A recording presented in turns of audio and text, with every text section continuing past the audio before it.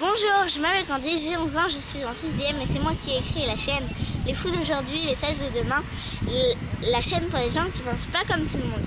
Alors aujourd'hui, je fais la suite de ma vidéo Les constructions en terre du Pérou parce que je suis dans un site qui est énorme avec que des constructions en terre et en argile, alors je vous laisse visiter avec moi.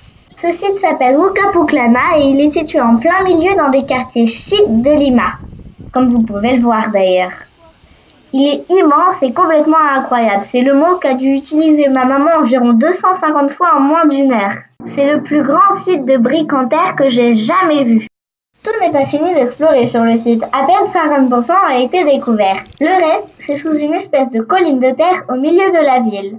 En fait, ce site fait partie de la culture qu'on appelle Lima. Il a environ 1300 ans, c'est-à-dire qu'il a été construit en 400 ans.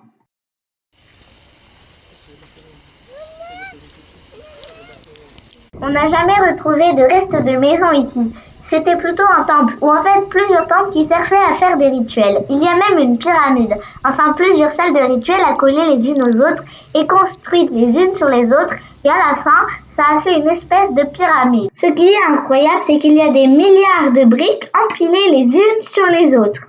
D'abord, les gens mélangeaient l'argile avec des petits bouts de coquillage et de l'eau et les mélangeaient avec les pieds. Vous imaginez les traces de pieds, elles ont au moins 1500 ans. C'est énorme, non? Et enfin, ils donnaient la forme de la brique. Il y a même des briques où il y a encore des traces de doigts. Bon, là ça ne se voit pas, mais ils recouvraient aussi les murs d'une couche d'argile comme là à droite pour faire plus joli, comme je l'ai dit dans ma dernière vidéo sur les constructions en terre du Pérou. Après, ils faisaient des cérémonies en cassant des poteries et en invoquant les dieux. Bon, là, j'ai pas tout compris, les explications de la guide, mais on a l'impression qu'il reste encore plein de choses à découvrir. Là, c'est des plantations de maïs qui font au moins 2 fois ma taille. Ça, c'est pour vous montrer comment pousse le quinoa. Alors maintenant, on se dirige vers la pyramide.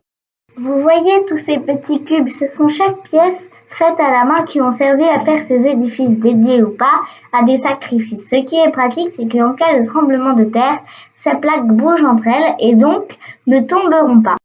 Ici, on peut voir un gros bâtiment bien moche, un arrière-plan, et ici un plan de toutes les briques qu'il y a. Ici, nous avons des momies.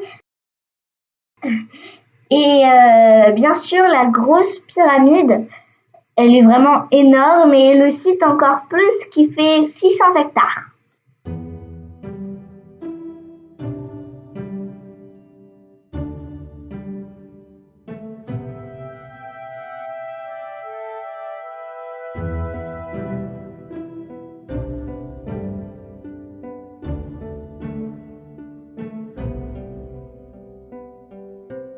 La nuit, avec les éclairages, on dirait beaucoup la lune. C'est vraiment impressionnant d'ailleurs. Si vous aimez les gens qui ne pensent pas comme tout le monde et que vous avez découvert des choses dans cette vidéo, soyez sympa, partagez-la!